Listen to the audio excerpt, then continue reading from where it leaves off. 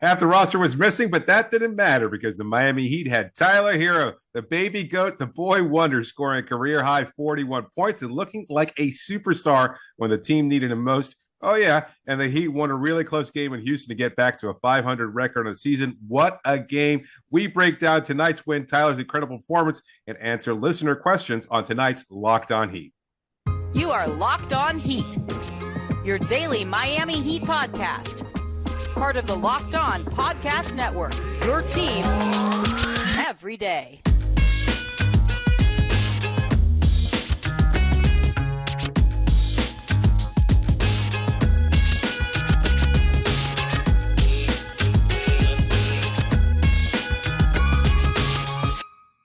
Welcome to Locked On Heat, your daily podcast on the Miami Heat. I'm Wes Goldberg here with David Ramil. However you might be tuning in on YouTube, Odyssey, or wherever you get your podcast, thank you for making Locked On Heat your first listen every day. Today's episode is brought to you by BetOnline. BetOnline has you covered this season with more props, odds, and lines than ever before. It's BetOnline, where the game starts. Tyler Herro, 24 hours after setting a career high with 35 points and a win in Oklahoma City, sets a new career high with 41 points and a win against the Rockets in Houston. The Heat hold on to win 111-108 against the Rockets, needing Tyler Herro's scoring, Jimmy Butler's all-around performance, all of them to do it, with Bam Adebayo and Kyle Lowry sidelined for the night. Herro scored 17 in the first quarter. He had 25 at halftime. He finished with 41. He tied a Heat franchise record with 10 made threes. Those threes were more than the entire Rockets made tonight. The entire Rockets team didn't make 10 threes. Tyler Herro made 10 threes. The Heat have now won 4 of their last 5 to bring their record to 15-15, reaching 500 for the first time since November 14th. But let's bring this back, David, to Tyler Herro. What's been the biggest thing that stands out to you about how Tyler Herro has played these last couple of nights? It's a three-point shooting, but undoubtedly. He just seems to have an incredible confidence level that we haven't seen from him previously. I think that's been what really has stood out. We've already known that he's cocky, arrogant, confident, whatever you want to call it. But the three-point shooting, there's just a comfort level there that we haven't seen from him prior. And he just feels so much more comfortable. He's getting to his spots. He's taking his time. He's much more poised. He's not rushing anything. It seems like he's getting the opportunity. Yeah, there have been a couple of heat checks here and there but for the most part, I think he's really just taking his time with each and every shot and just seizing what the defense gives him and then, taking advantage of those opportunities. I think that's really what it is. He hasn't really been attacking the basket much. He hasn't had to. He hasn't been getting to the line much, but again, he doesn't really have to because the three-point shot's there. He's been able to get to his mid-range shots on occasion when he needs to, but for the most part, it's just been everything that he's done from the perimeter has been so dangerous, wide open looks, and he's just capitalizing on every one of them. 15 of his 20 shots tonight from three-point range. He goes 10 of 15 overall. It is the three-point shooting, but it's different. It's not just, hey, he's feeling it and the shots are going in. It's different. He keeps talking the last couple nights after each game, hey, the coaches are telling me to just shoot when I'm open, to just the catch and shoot stuff has been such a priority. And it's something that you and I talked about quite a bit. I remember the big Zach Lowe piece about, hey, maybe he should be used maybe more like Klay Thompson as opposed to being CJ McCollum, the way that he had been used. And earlier in the season, I was kind of wondering, are we ever going to see that? His catch and shoot numbers are elite, top 1% in the league, elite. Klay Thompson level, elite. That's not an opinion. That's a fact based on his stats last year. And they didn't really get to it a whole lot. And I didn't know, is that Tyler Herro? Is that the coaching staff? It was just a lot more of Tyler Herro trying to be in that conversation with Luka and Trae Young and dribble the air out of the ball. Not to say that he wasn't doing well. He was still getting his numbers as part of the starting lineup. He was efficient and all these things. But you just felt like there was another level for him to reach if he were to embrace some of that off-ball stuff and the catch and shoot stuff. And the coaches have been trying to tilt his game more in that direction because he's saying that. He's telling us this. And the numbers bear it out. When the shots are just easier, when he allows those easy shots to just be part of his shooting diet, his numbers look like they have. 35 points 24 hours ago, 41 points just a few minutes ago. This is that next level. And if Tyler Herro fully embraces this going forward, this does represent a leap for him, I believe, because now you've got all that stuff that he can do on the ball, all the playmaking and that stuff that we've talked about all season long that has obviously gone up to another level with the assists and all that kind of stuff, plus the rebounding, plus just being able to be this catch and shoot threat who is just DEFCON level red alert. Hey, if he's coming off the screen and he's open, if you're a defense, you are panicked, right? Because he's that level of a shooter. He's one of the best 3-point shooters in the league. And by the way, not just the catch and shoot stuff, which has been a bigger part of his diet, like I said, but you look at his pull-up numbers and they're incredible. They're also there with like the Steph Curry, Damian Lillard stuff. Not an opinion, a fact based on the percentage, and the volume is up there too. So I think it's all of this. He's just making really good decisions. He's getting off the ball faster. He's not taking those catch and shoot opportunities and just kind of taking those ones and letting them go and then dribbling and meandering into a tough 17-footer. He's just taking what comes with him. He's not going into an offensive set with a preconceived notion of what it's going to look like. He's just feeling the game at another level, and he's being efficient with it. And that, to me, is what stands out to me about his game. There was one play there that I really liked, and I don't think he would have been able to finish with as much ease today. He kind of drove towards I think I want to say he was towards not quite the painted area, but just outside of it. But he was able to, he had Jalen Green on him, just put the ball down. And with that improved strength that we know he worked on all offseason, was able to create just enough space. That had been the knock on Tyler. Can he create space with his limited strength, limited athleticism, the short arms, whatever negative you want to point to what he has physically? And he's been able to continue to work on that by improving that strength. And he was able to push off Green. Now, Green's not a great defender, obviously still a young player, still figuring things out, but he just bullied him, pushed him off, created that space, rose up, knocked down the mid-range jumper with ease. And I also noticed that towards the fourth quarter there, they were having Caleb Martin bring the ball up. Without Kyle Lowry, without Gabe Vincent, no point guard there. They had Caleb Martin bringing the ball up, and that allowed him to work, as you were pointing out, more off ball. Herro could just kind of get to his spots, create that space, use screens, etc., catch the ball, and then go to work. And I think that's been a really effective part of the coaching, recognizing, you know what?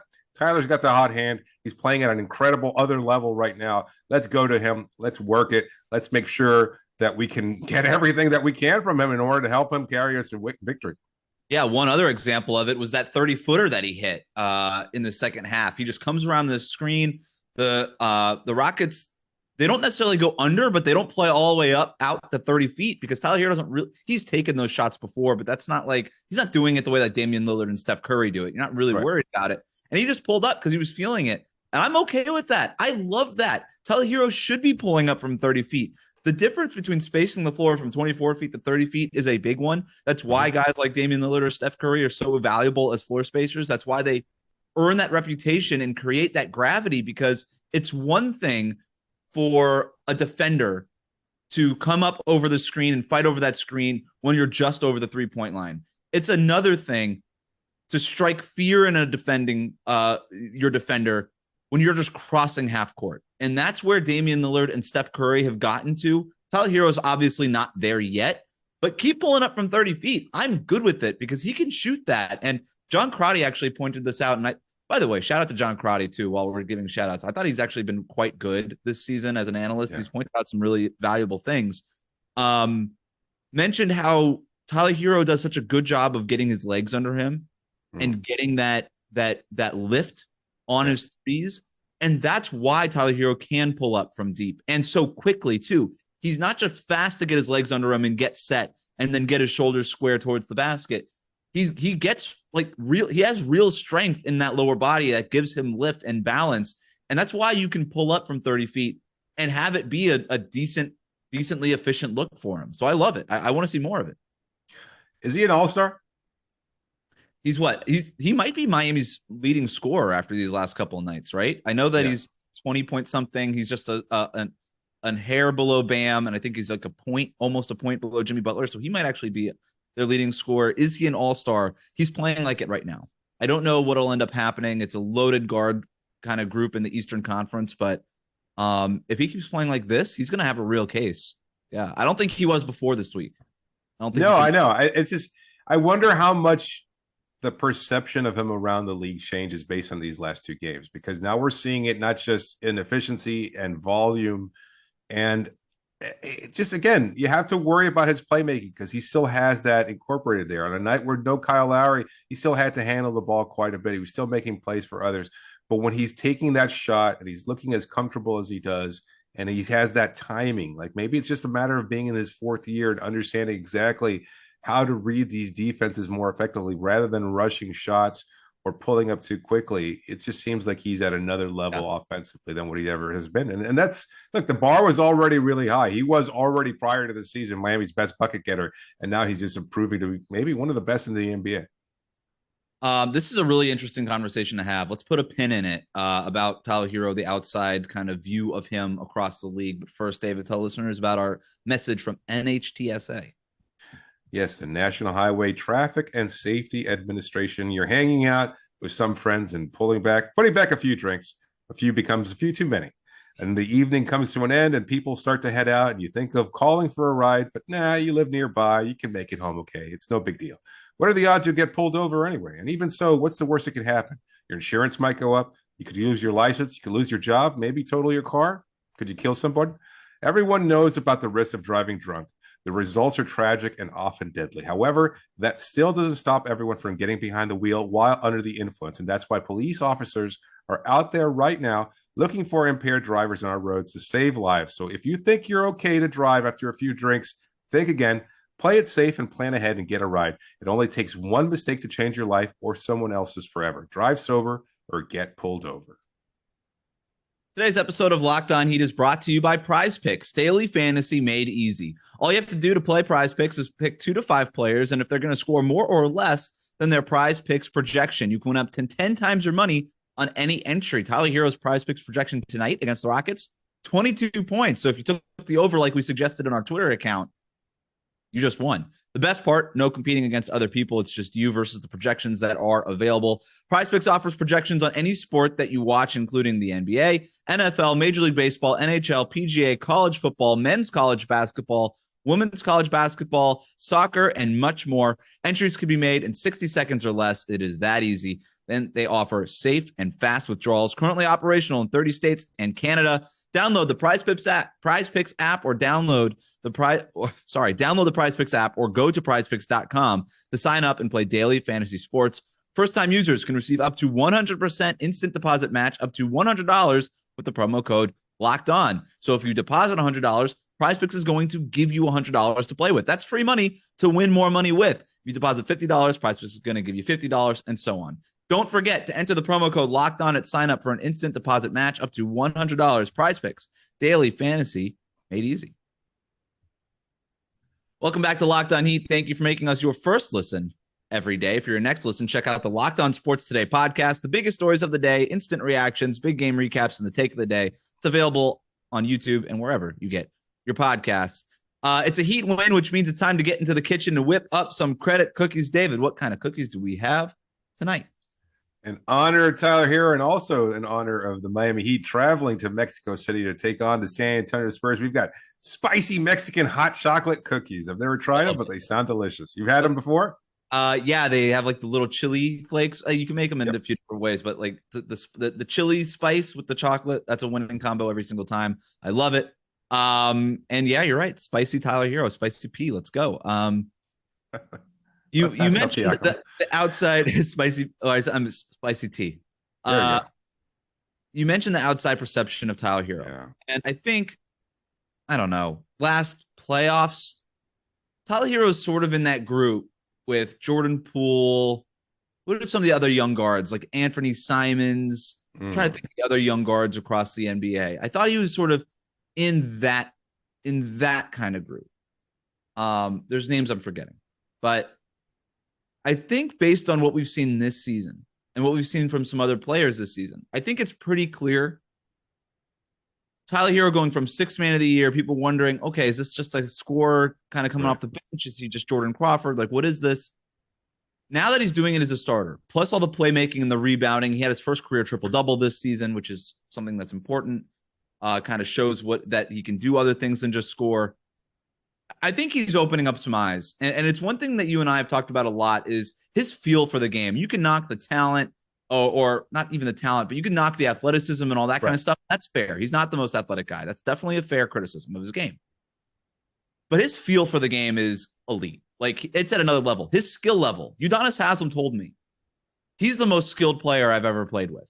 And Udonis Haslem has played with some great players. And he says Herro is the most skilled one. It doesn't mean he's the best, most talented, just the most skilled with the ball.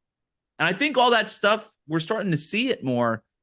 I think we're starting to see what his ceiling can be. I really think this guy, his ceiling is multiple-time All-Star. We'll see if he gets there. Who knows? He might get his first All-Star this year. Again, we don't know. Remains to be seen.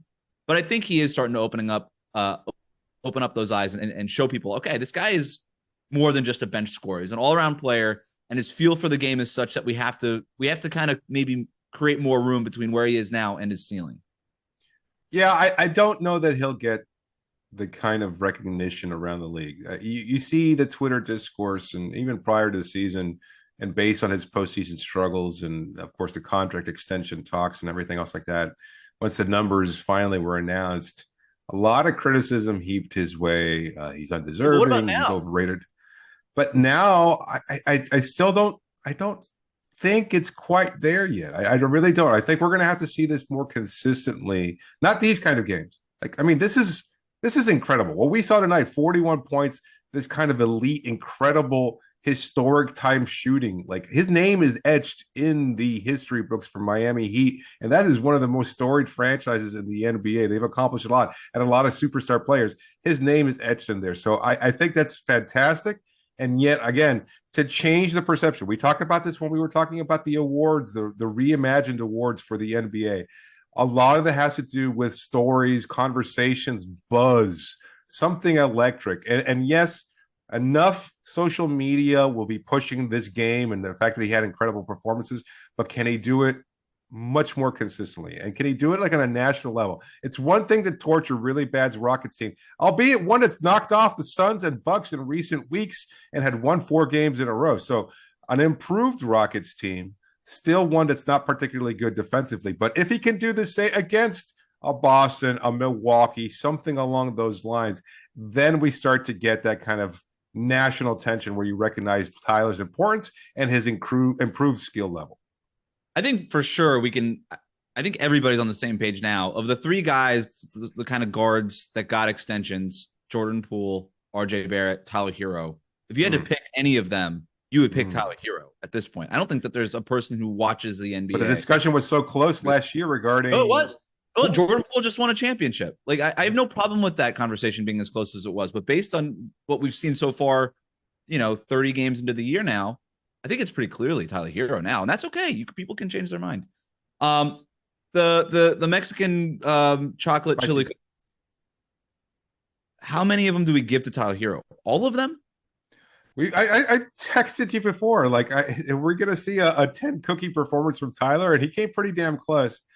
I feel like it's an 8 cookie performance, and I think that's pretty fair because other guys stepped up over the course of the game. I think we have to give at least 1 cookie to Haywood Highsmith and 1 to Orlando Robinson, who got significant minutes. We didn't even mention we buried the lead completely. Tyler's 41 points, whatever. Udonis Haslem starting a game at age 50 or whatever. Like, 11 minutes for Udonis. Duncan Orlando Robinson had a good game. Udonis Haslem came in, played basically the first 6 minutes of each half, and then Orlando Robinson just played the rest of the half both times. And so, yeah, I'm with you. We can give a cookie to Orlando Robinson. I don't know if it's deserving of an entire cookie. He was just sort of the guy that was there. We have a question. You said no half cookies. You can't do the math. You can't change things. I might just do 0 cookies. It's like we gave him a shout out, and we're going to take a listener question about him later. So I'm like, do we really need to give him a cookie? That's a lot of recognition. Yes. Yeah, he had some rebounds. He got to the line a couple of times. He had a couple blocks. His big body was out there. Something too. Jimmy Butler, 20 points, 10 rebounds, 7 assists, 4 steals, 3 blocks. He was awesome tonight. And no, he wasn't. Not the fourth quarter. Defensively, the fourth quarter was huge. Offensively, I'll give you this. Like, he missed a couple of free throws, didn't make a couple of shots late. I'll give you that. So I'm not willing to go full tilt. Jimmy Butler needs like 4 cookies, but a couple of cookies seems appropriate. I don't know. It's tough. It's tough. Look, I don't like knocking it, but yeah, he struggled from the line to 6. You have to give Jimmy Butler more cookies than you give Orlando Robinson and Haywood Highsmith. This isn't a star rating thing here. I'm just talking about the impact over the course of the game. Like, for a Jimmy guy Butler who was 20 points, 10 rebounds, 7 assists, 4 steals, and 3 blocks. Haywood Highsmith had 7 rebounds. What are we talking about? I get it, but look, I mean, Orlando Robinson, we got to take context into consideration. This kid was in Sioux Falls a couple of weeks ago. He just got added to the roster. Drew Smith got waived, and they just added him here because plantar fascia has made Dwayne Dedmon look like a corpse on occasion. He was missing tonight after he had a pretty solid game the night before. And look, he stepped up, and I texted you in the second quarter when Robinson was first out there. He had no idea what the hell he was doing. He looked wooden. He was glued to the floor. He couldn't move well, couldn't make any kind of adjustment defensively. Offensively, he was a non-factor. He took a three-pointer from the corner that sailed like 10 feet wide of the rim. He was lost out there. Then you know what? He recognized, I've got to change things. I'm going to play more minutes because Udonis can't do it. I'm going to have to step up. He figured out how to work the pick and roll with Jimmy. He got to his spots. He did have some nice impact plays. I think that deserves at least a full cookie. So what are you proposing here? 7 cookies for Herro, 1 for Jimmy, 1 for Haywood, and 1 for Duncan Robinson? Or that's fair. All right, Orlando Robinson? Yes. Can we just split the difference and give all 10 to Tyler Herro? No. That's not fair. It's not fair because, again, Tyler was negated to some extent. I realize that, but that's what we have to be, Wes. That's our job as unbiased journalists.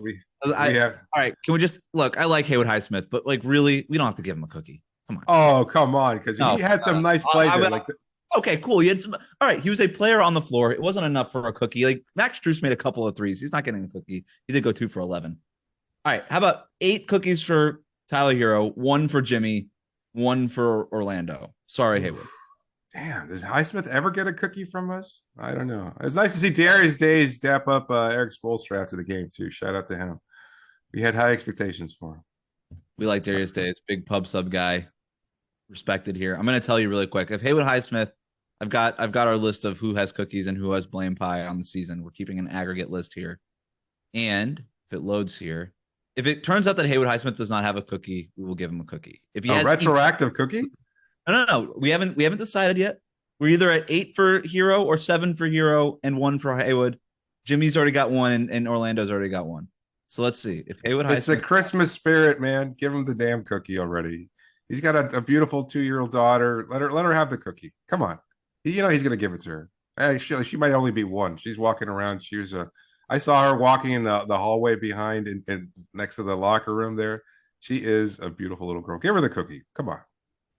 It has nothing to do with her. Oh, wow. You are the Grinch here. You're going to start turning green. Come on. All right. Haywood Highsmith has 0 cookies on the season. We're going to give him one. No, we'll give him one. We'll give him one. All right. Tyler Herro gets 7. Jimmy Butler gets 1. Haywood Highsmith gets 1 for some reason. Orlando Robinson 1. You win. All right. We do have a question about Orlando. We're talking way too much about Orlando Robinson on this show on a night that Tyler Herro had 41 points, but we're going to keep doing it in the next segment because we do have a question about Orlando Robinson. We also have another question, thankfully, about Tyler Herro that's coming up next on Locked On Heat. But first, David, tell the listeners about BetOnline. Today's show is brought to you by BetOnline. BetOnline.net, still your number one source for sports betting info, stats, news, and analysis. You can get the latest odds and trends for every professional amateur league out there, from pro football to college bowl season to basketball and the World Cup. Oh, what do you got? Argentina or France? France. Mbappe. Really? Yeah. I'm all about it. That's fine. Half my family is Argentinian, but you know what? That's okay. They got to this point. That's fine. We've got it all at betonline.net. If you love sports podcasts, and you probably do, you can even find those at BetOnline as well. We're always the fastest and easiest way to get your betting info. Head to the website today or use your mobile device to learn more. BetOnline, where the game starts. Reach Locked On Heat on Twitter, Instagram, email us lockedonheat@gmail.com. Thanks to everybody who sent in questions using the hashtag AskLOHeat. Angel writes in, what's stopping Eric Spoelstra to finally letting go of Dedmon and just going with Orlando Robinson for now? He seems like a decent enough backup center. Defense, rebounds, can give them 10 to 15 minutes a night, give Bam some rest. David, are we at the point now where we should just give two-way contract center Orlando Robinson the backup minutes behind Bam Adebayo and let go of Dedmon?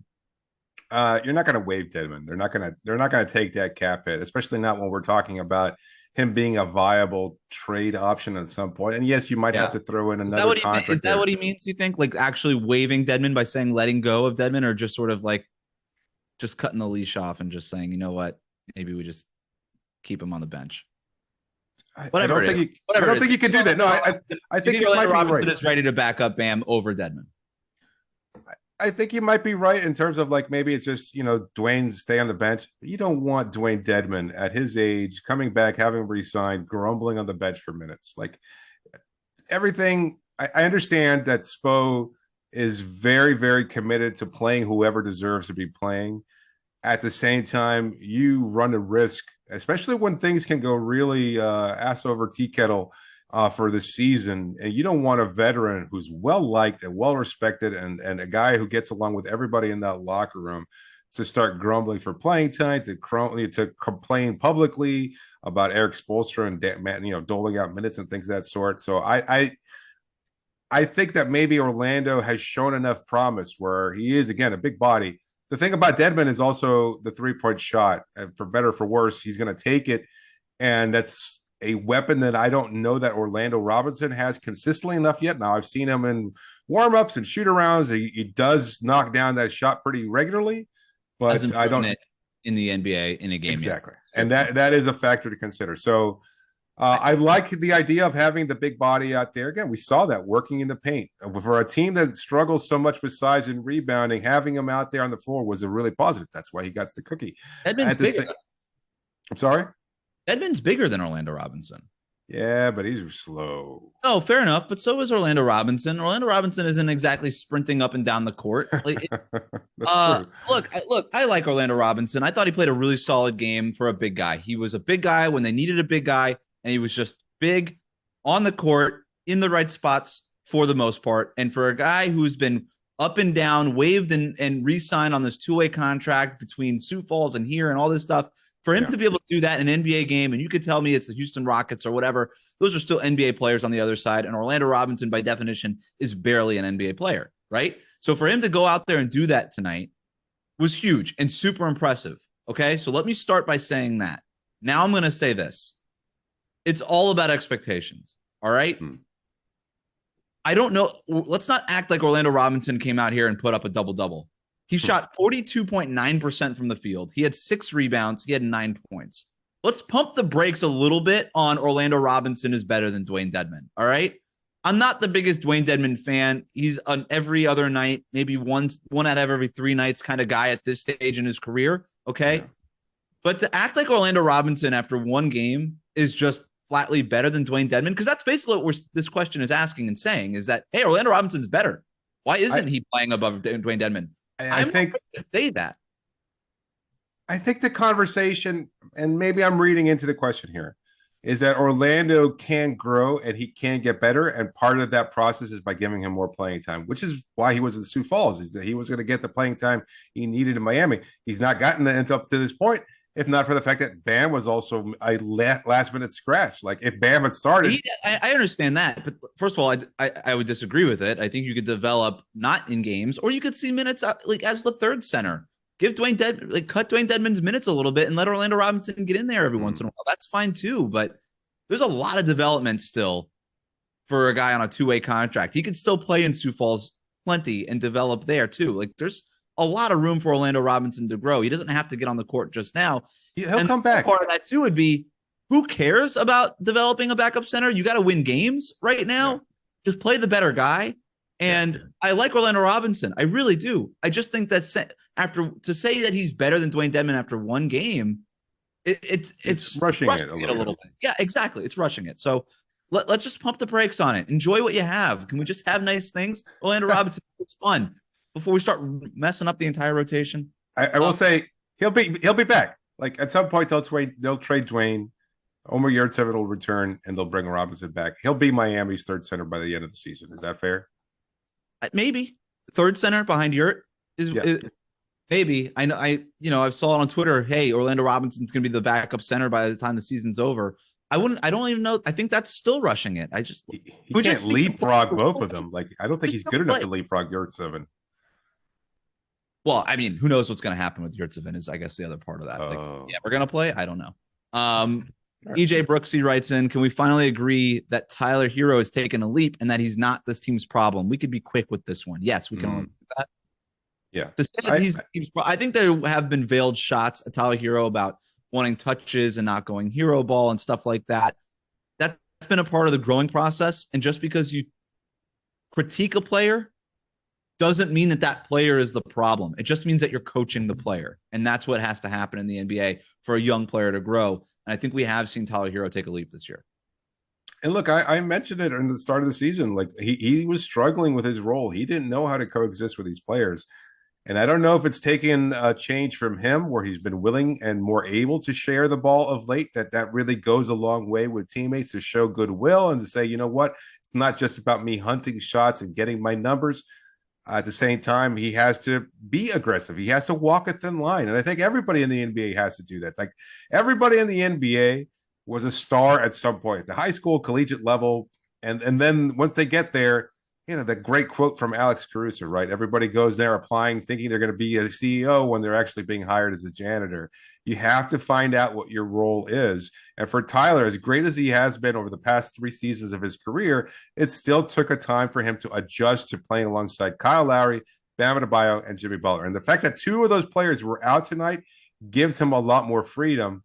Look, he did that. He had 35 points last night with Jimmy out of the lineup. He did it tonight with no Kyle and Bam. Who knows? Yes. Can he continue to do this when everybody is available as a starting group? That's another question. And we have to see that evolution from him. It's a very good point. I'll go back to what I said at the top of the show. It's not even the shot attempts. It's not even trying to get his looks or get to his spots. What I really like about Tyler Herro, and it's the thing I hope he holds on to, is just how quickly he's making a decision with the ball, how quickly he's getting off the ball. He's getting off the ball knowing that he could still get the ball back in the same possession if he just moves. He's doing all these things. He's being efficient. You just got to make quick decisions with the ball. Jimmy Butler, Kyle Lowry, they don't care how many shots they get. Bam Adebayo needs to get his looks. Tyler Herro needs to get his looks. But if you're just being efficient and you're not just bogging down the offense, then everything's good. Just be efficient, make quick decisions, make the right decisions.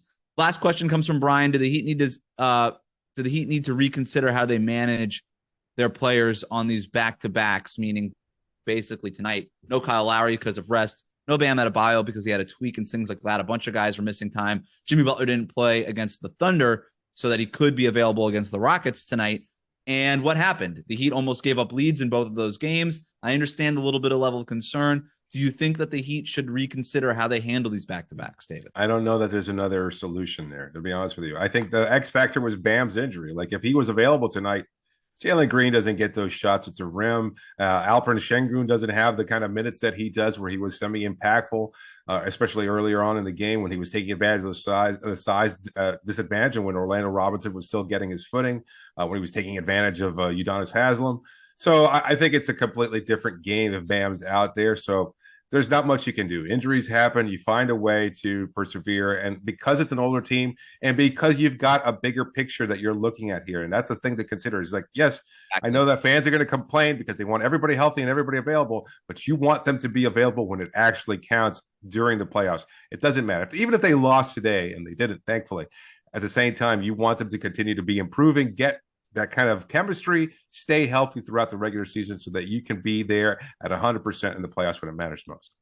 Jimmy Butler hasn't played 60 games since he became a member of the Miami Heat. He's not going to play 60 games this year. Kyle Lowry came into tonight playing the 5th most minutes in the league. Yeah. That's going to come down. He's not going to be able to be 5th most in minutes in the league by the end of the season. That has to come down in order for this team to be fully healthy and playing their best when the playoffs come around. That's the challenge for the Heat, is managing the long view while also trying to scratch and claw your way back above 500, which they have yet to be all season long. The Heat play on Saturday in Mexico City against the San Antonio Spurs. We will have our takeaways from that game on Monday. This is our last show of this week. Thanks again for making Locked On Heat your first listen every day. Remember to subscribe to new episodes of Locked On Heat on your favorite podcast app and on YouTube. Ring the bell to get notified as soon as our new episodes go up. For your next listen, check out the Locked On Sports Today podcast. The biggest stories of the day, instant reactions, big game recaps, and the take of the day. It's available on the Odyssey app, YouTube, wherever you get your podcasts. Adios, David. Hasta la vista, baby.